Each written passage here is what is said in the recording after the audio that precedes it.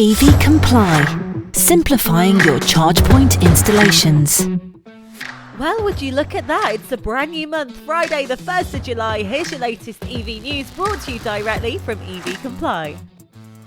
Starting with this, London-headquartered truck maker Tevva has unveiled its first hydrogen electric truck, which has a range of 310 miles.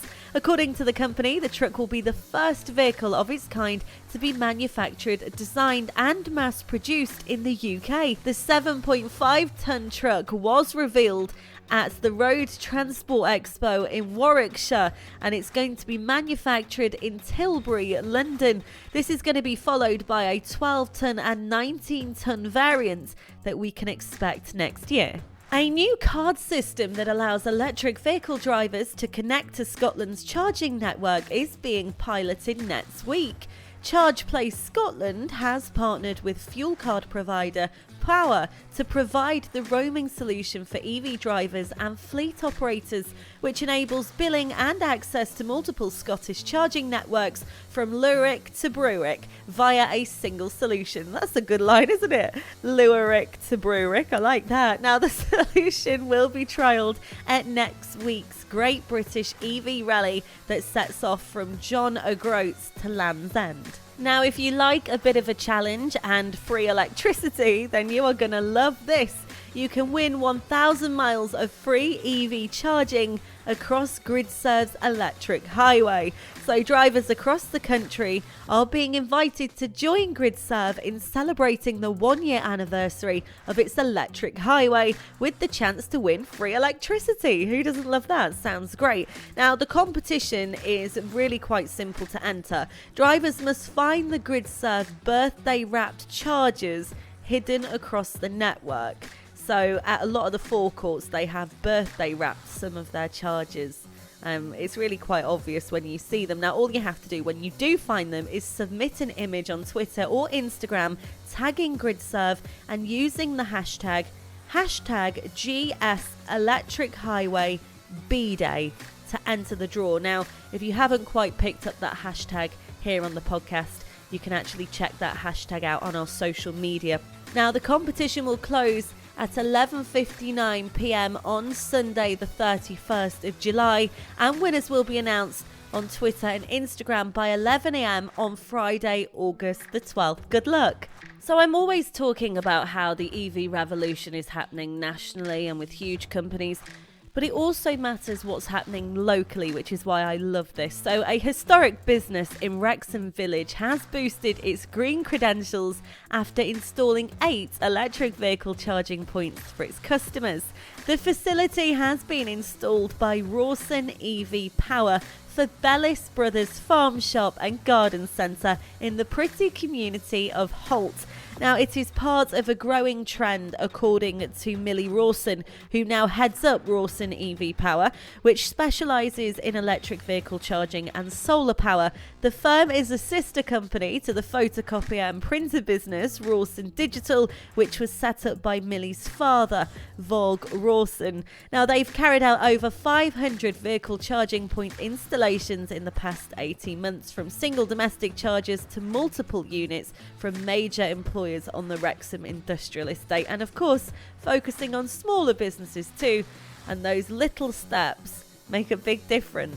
Now, although it's across the pond, this is stuff that we just love to hear about. The Intern Industry Conference on Auto Collision Repair is now offering a 5-day hands-on EV course at its new Chicago Technical Center. The course will be taught by ICAR's bench of EV experts, and it's going to be made up of 8 courses in total. Now, curriculum director Bud Center told Repair Driven News that the hands-on course is designed to address large knowledge and skill gaps in the collision repair industry, with the right space, tools, equipment and personalised instruction to build skill proficiency. This is all followed by written and practical hands-on exams to ensure the learner has the knowledge and skills necessary to perform complete, safe and quality repairs in this area, which is absolutely needed, and we hope eventually the These courses will be available here in the UK. Unsurprisingly, Tesla could make billions from opening up its EV supercharger network. The network is the largest in the US and one of the largest globally, with about 35,000 connectors. It's estimated that the utilization across the supercharger network in the US by Tesla drivers is in the mid to high single digit range on average during the day. While opening the network could limit the reason to buy a Tesla, it would bring more potential customers into the Tesla ecosystem and create a new revenue stream, especially at a time when there is a long wait time for new Tesla vehicle deliveries.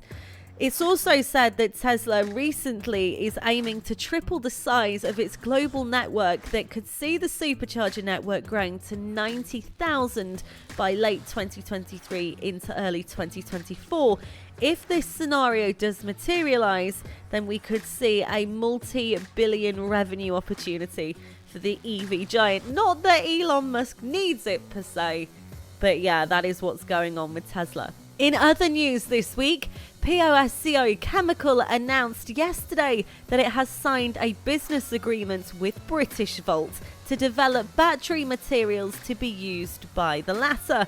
Now, a signing ceremony was held in Sussex, England, with the attendance of POSCO Chemical President Ming Kyung-joon and Britishvolt CEO Oral Najiri. The two companies agreed to cooperate for the joint development of battery materials for electric vehicles to be used in Britishvolt's batteries and to promote a large-scale supply contract in the future. I've said it before and I'll say it again. What I love about the EV industry is the fact that, design now is so liberal.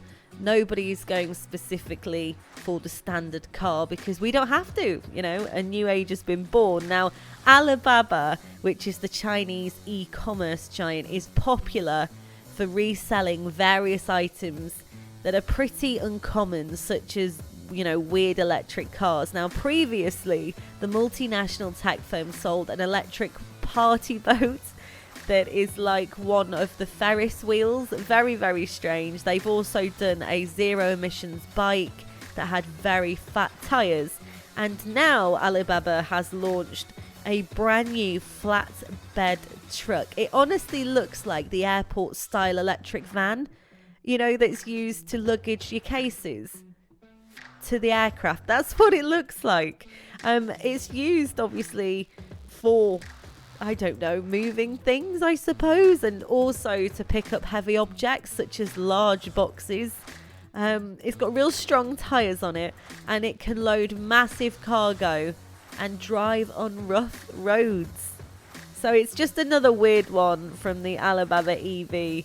It's best used on farms, they're saying, or similar places, but you can also use it to pick up your friends to stroll on a beach. I just love Alibaba. They're really having fun with the whole EV thing, and it is great to see, although I'm not sure if it's really making them much of a financial gain, although I don't really think that's why they're doing it. Go online and check out some of Alibaba's stuff because it really is good. Rumour has it that Gridserve is in an advanced discussion with Infracapital about a deal that would provide it with significant firepower to accelerate its rollout of EV charging facilities in the UK and overseas. The size of the prospective funding and the valuation at which it is being raised isn't clear, but we do know that Gridserve already counts Hitachi, the Japanese industrial conglomerate, and Sir Richard Branson as its existing backer, and if another one joins to the pot, surely that will just help them go from strength to strength. This week, the new Hyundai Ioniq 6 EV has been revealed, and it's been inspired by classic streamliners. Unfortunately, though, it hasn't really got a very positive response. A lot of people are saying that the Ioniq 6 is actually quite dated. They haven't managed to do the streamlining as well as they probably wished. And yeah, people, they're not really loving it. Now, you can check out the Hyundai Ioniq 6 on our social media pages, or of course Google it, see what you think. I don't think it's as bad as people are making out, but yeah, possibly slightly dated. Britain wants to become a powerhouse for electric car manufacturing, but Brexit is making that harder. As the global race to build the vehicles of the future hots up, we've got contenders like Jaguar Land Rover, Ford, VW and BMW who are all competing with the likes of Tesla and a host of Chinese giants. The UK does hope to win this auto race though. Investment Minister Jerry Grimstone, who heads the little-known Office for Investment connecting number 10 Downing Street with the trade and business departments, has said the task is to help Britain win at one of the most globally competitive sports that there is, attracting foreign investment.